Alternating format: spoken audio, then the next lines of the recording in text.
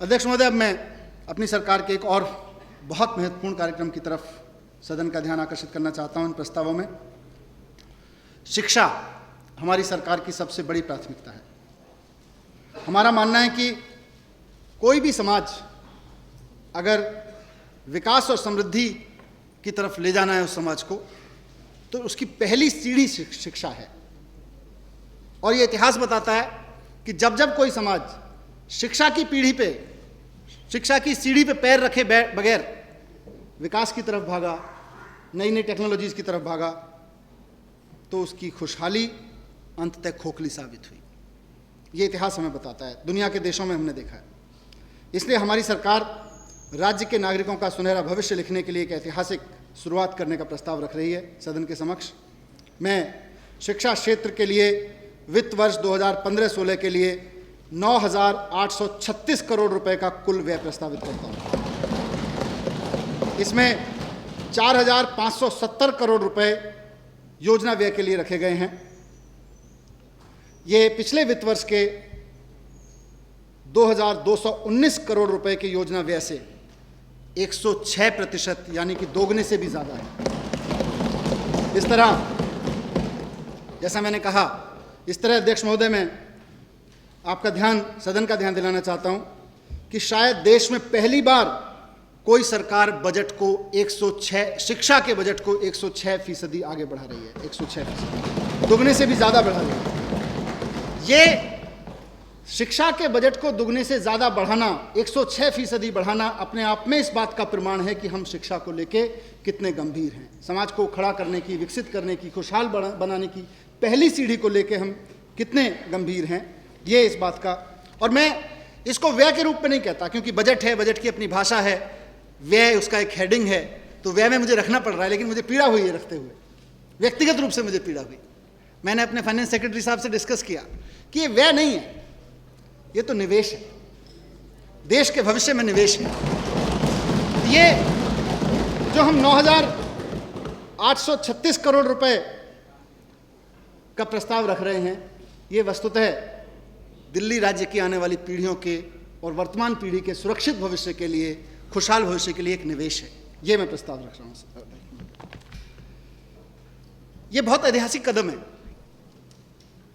मुझे याद नहीं आता, मैं पत्रकार भी रहा हूं, मैंने बजट भी कवर किए हैं, कि कभी किसी सरकार ने, और हमेशा मैंने पढ़ा है कि एजुकेशन कैसे नीचे जा रही है, एजुकेशन का बजट कैसे सरकार की प्रायोरिटीज़ पे नहीं आता।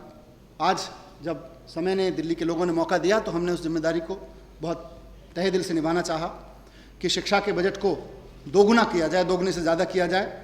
वास्तव में एक ऐतिहासिक कदम है, लेकिन एक बहुत गंभीर कदम भी है। ये सिर्फ शिक्षा के बजट को दोगुना करने का रोमांच नहीं है, एक रोमांचिक फैसला नहीं है। ये बहुत जिम्मेदारी भरा फैसला है, बहुत गंभीर फैसला है। इस 9,000 करोड़, 10,000 करोड़ की पाई का खर्चा हम जिम्मेदारी से करना चाहते हैं, और ये कितना बड़ा काम है इसका हमको एहसास है। इसके लिए पूरी योजना, स्कूल एजुकेशन से लेके और हायर एजुकेशन तक की, पूरे कहाँ रिफॉर्म होने हैं, कहाँ इंस्टीट्यूशंस को मजबूत करना है, कहाँ टीचर्स को मजबूत करना है, इसकी पूरी योजना हमने बना के रखी हुई है। और इन योजनाओं को समराइज करें तो इसके 2 लक्ष्य हैं। पहला है कि आने वाले कुछ वर्षों में दिल्ली को पूर्ण साक्षर राज्य बनाना। इस बजट के माध्यम से, इस निवेश के माध्यम से हम दिल्ली को आने वाले वर्षों में पूर्ण साक्षर राज्य बनाएंगे। और दूसरा है शिक्षा को जीवन के लिए उपयोगी बनाना। अभी 20 साल की शिक्षा के दौरान छात्र में स्किल आए, उसके साथ साथ वैल्यूज़ भी आए, इस तरफ लेके चलना। स्किल भी आए, उसकी लर्निंग भी हो, अर्निंग के लिए हो, लेकिन साथ साथ समाज में रहने के लिए उसके अंदर वैल्यूज़ भी हों। दोनों चीज़ें हम करना चाहते हैं। तो एक तरफ दिल्ली को साक्षर राज्य बनाना, 100% लिटरेट स्टेट बनाना, और दूसरी तरफ education with values, skill and value, दोनों पे ध्यान देना। इसके लिए बाकायदा योजनाएं हैं। मैं कुछ योजनाओं को आपके समक्ष रखता हूं।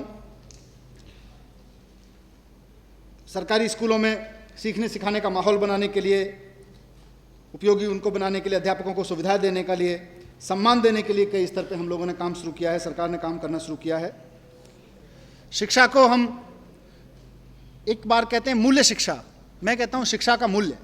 हम शिक्षा को मूल्य से जोड़ के काम चला रहे हैं।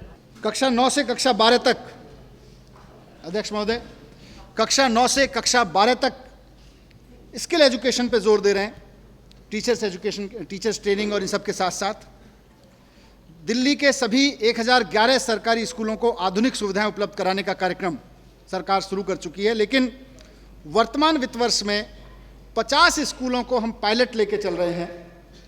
1011 में से 1011 में सब में काम शुरू किया है, बेसिक सुविधाएं सब में काम उपलब्ध करानी शुरू कर दी, लेकिन 50 स्कूलों को मॉडल सुविधा युक्त स्कूल बना के 1 साल में दिखाएंगे और उसके बाद बाकी स्कूलों पर करेंगे अगले कुछ साल में। इसकी शुरुआत हो रही है। इनमें पढ़ाई की सारी सुविधाएं, शिक्षकों को विशेष प्रशिक्षण दिया जाना, उनको प्रोत्साहित किए जाना, उनको फाइनेंशियल इंसेंटिव देना, उनको विदेशों के साथ एक्सचेंज कार्यक्रमों में लगाना, इस तरह के इंसेंटिव्स देके वहाँ माहौल बनाया जाएगा। और छात्र और अध्यापक का जो अनुपात है दिल्ली के स्कूलों में शिक्षा के क्षेत्र में सबसे बड़ी चिंता का विषय है। अगर 80 से 100 और कहीं कहीं तो जगदीश भाई बैठे हैं, इनके यहाँ पे तो 150 तक का अनुपात है एक टीचर के पास। ये बहुत चिंता का विषय है। तो इसको कम करने के लिए सरकार 20,000 नए शिक्षकों की नियुक्ति का काम तेजी से कर रही है। एक तरफ जहां हम टीचर्स को फैसिलिटी देना, स्कूल में तमाम फैसिलिटी देना, ये सब काम कर रहे हैं, तो दूसरी तरफ पूरे के पूरे एजुकेशन सिस्टम को और टीचर्स को अकाउंटेबल बनाने की दिशा में भी काम कर रहे हैं। और इसीलिए हमने तय किया है, सरकार ने तय किया है कि दिल्ली के सारे सरकारी स्कूलों के एक क्लासरूम में, हर एक क्लासरूम में सीसीटीवी कैमरा लगवाए जाएंगे। इससे वहाँ का वातावरण भी ठीक होगा, शिक्षकों की जवाबदेही भी बढ़ेगी और साथ साथ एक अलग तरीके का वहाँ जवाबदेही आएगी। इसी तरह खेल गतिविधियों को प्रोत्साहित करने के लिए हमने पे एंड प्ले कार्यक्रम के अंतर्गत सरकारी खेल परिसर काफ़ी हद तक खोले हैं, स्टेडियम्स खोले हैं, और दिल्ली के स्कूल्स के जो पार्क हैं उनको भी स्थानीय बच्चों के लिए भी खोला है, ताकि वो वहाँ जाके खेल सकें। वो भले ही उस स्कूल में नहीं पढ़ते हों, ऐसे स्कूलों के ऐसे बच्चे जो अपने आसपास के स्कूल में नहीं पढ़ रहे हैं लेकिन वहाँ उनके खेलने की जगह नहीं है, वो अपने आसपास के स्कूल में अगर कोई पार्क उपलब्ध है, खेल का मैदान उपलब्ध है, उसको भी इस्तेमाल कर सकें। उसके लिए भी बाकायदा हमने योजना बनाई है।